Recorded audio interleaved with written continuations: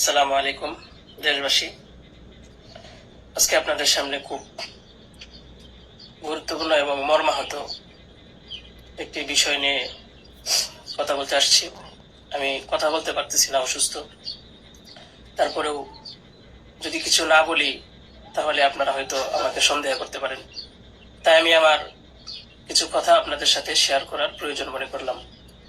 বিষয়টা হচ্ছে যে আপনারা দেখতে পাচ্ছেন যে সামাজিক যোগাযোগ মাধ্যমে আমাকে নিয়ে একটা বিষয় ভাইরাল হয়েছে, বিভিন্ন পত্র পত্রিকায় সেগুলো হয়তো প্রচার হচ্ছে। তো আমি আপনাদের বলবো যে এই বিষয়টার সাথে, যে বিষয়টা মেঘলা নামক একটা মেয়ে এবং আমার ছবি দিয়ে যে একটা অপপ্রচার করা হচ্ছে, অপবাদ রটানো হচ্ছে, এটার সাথে আমি কোনোভাবেই সম্পৃক্ত না। আমি এটার বিষয়ে কিছুই জানি না। আমি যদি বলি তাহলে বলবো যে এই মেয়েটা আমাদের এখানে পড়াশোনা করেছে, গত বছর পড়েছে এবং এর আগের বছরও পড়েছে। তো এর আগের বছর পূর্ণ বছর পড়াশোনা করার পরে সে আমাদের মাদ্রাসা থেকে চলে যায়। তো পরবর্তী বছর যখন মাদ্রাসা শুরু হলো তখন আমরা খোঁজ নিয়ে জানতে পারলাম যে কে কে আসে নাই। তো যারা যারা আসছে না তাদের মধ্যে সেও একজন ছিল, যে সে এখান থেকে চলে গেছে অন্য কোথাও। তো খবর নিয়ে জানতে পারলাম সে ঢাকা চলে গেছে, তার বাবা মার সাথে থাকে। বাবা মা সৎ বাবা এবং মা অন্য কোথাও আগে বিয়ে বসছিল। তো বর্তমান যে বাবা আছে মেঘলা, তার মেয়ে না, বরং আগের বাবার মেয়ে সে। তো সে যখন ঢাকায় চলে গেল আমরা শুনলাম, তখন আমরা কিছু বলি নাই, ঠিক আছে, ঢাকায় তো পড়াশোনা বেশি হয়, তাহলে পড়ো। আমরা আমাদের ক্লাস শুরু করে দিলাম। কিছুদিন যাওয়ার পরে দেখলাম আবার এই মেয়েটা আমাদের মাদ্রাসায় আসছে। তো আসার পরে জিজ্ঞাসা করা হলো যে কেন, কি অবস্থা, কোথা থেকে আসছো? সে বললো যে ঢাকায় চলে গেছিলাম, এখন নানা ভাই জোর করে নিয়ে আসছে আমারে। আমি আসতে চাইছিলাম না, আমাকে জোর করে নিয়ে আসছে নানা ভাই। দেশবাসী, আমি আপনাদের সাথে শুধু এই কথাটাই বলতে চাই যে যে মেয়েটা এখানে আসতে চাইছিল না, চাচ্ছিল না, তাকে কেন জোর করে আনা হলো? তাকে জোর করে আনার পিছনে কি কারণ ছিল বা তার কি স্বার্থ ছিল? পরবর্তীতে আমরা এটাও জানতে পারি যে মেয়েটা তার এই নানার সাথে রাতের বেলা ঘুমায়। সে নিজেই বলছে।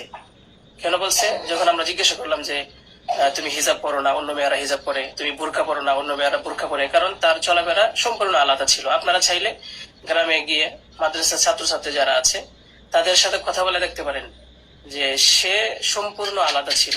তার কোনো কিছুই আমাদের কমনের ভিতরে ছিল না, আমরা তাকে কন্ট্রোল করতে পারতেছিলাম না। তো সে এইভাবে কিছুদিন থাকার পরে আমরা ভাবলাম যে হয়তো তাকে আমরা রাখতে পারবো না, কারণ আমরা তাকে কন্ট্রোল করতে পারছি না। হয়তো মেয়েটা অন্য কোথাও গিয়ে যদি কন্ট্রোলে থাকতে পারে, পড়াশোনা করে, তাহলে এটা তার জন্য ভালো। তাই আমরা তার গার্জেনের কাছে বললাম, তার মাকে আমরা বুঝাইয়া বললাম।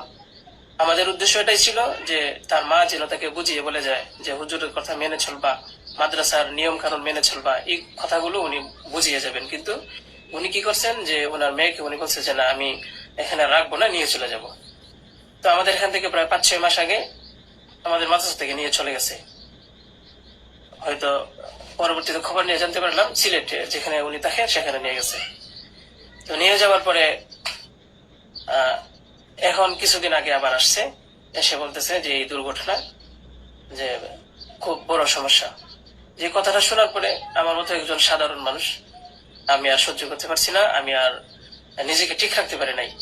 আমি একেবারে অসুস্থ হয়ে পড়ছি। কারণ আপনারা হয়তো জানেন যে অনেকেই, আমার ফ্যামিলি আছে, আমার বাচ্চা আছে, আমার বিবি সাহেব আছে, আমার আত্মীয় স্বজন আছে। আপনারা বলুন তো, আমার নামে যে বিষয়টা প্রচার হচ্ছে, এটা আমার ফ্যামিলির লোকেরা দেখে আমাকে কি বলছে, কি ভাবছে? আপনারা সঠিক তদন্ত করুন। আমি কখনোই দেশের আইনের প্রতি অবাধ্য না, আমি শ্রদ্ধাশীল। দেশের আইন আছে, সে আইন সঠিক অপরাধী যে তাকে খুঁজে বের করবে। আপনারা অপরাধী খুঁজে বের করার আগেই যদি আমাকে অপরাধী বানিয়ে ফেলেন, তাহলে তো আসল অপরাধী পার পেয়ে যাবে, আসল অপরাধী তো ছাড়া পেয়ে যাবে। আপনাদের কাছে আমি অনুরোধ করে বলি, আপনারা আসল অপরাধীকে খুঁজে বের করুন, টেস্ট করা হোক যে আসলে এই বাচ্চা বাবাকে। আপনারা আমাকে টেক দিচ্ছেন, বিভিন্ন পত্র পত্রিকায়, টেলিভিশনে বলা হচ্ছে। আমি আপনাদের কাছে শুধু এই কথাইগুলি বলবো যে আল্লাহ তাআলা বিচারের উপরে যদি শ্রদ্ধাশীল থাকেন, এই বিশ্বাস করেন, তাহলে আমাকে নিয়ে আর এরকম কাজ করবেন না। আপনারা সঠিক তদন্ত করে সঠিক অপরাধীকে খুঁজে বের করুন। আমি আপনাদের সামনে আর কথা বলতে পারতেছি না। আপনারা সবাই ভালো থাকবেন, ইনশাল্লাহ পরবর্তীতে আরো কথা হবে ইনশাল্লাহ। আসসালামু আলাইকুম রহমতুল্লাহ।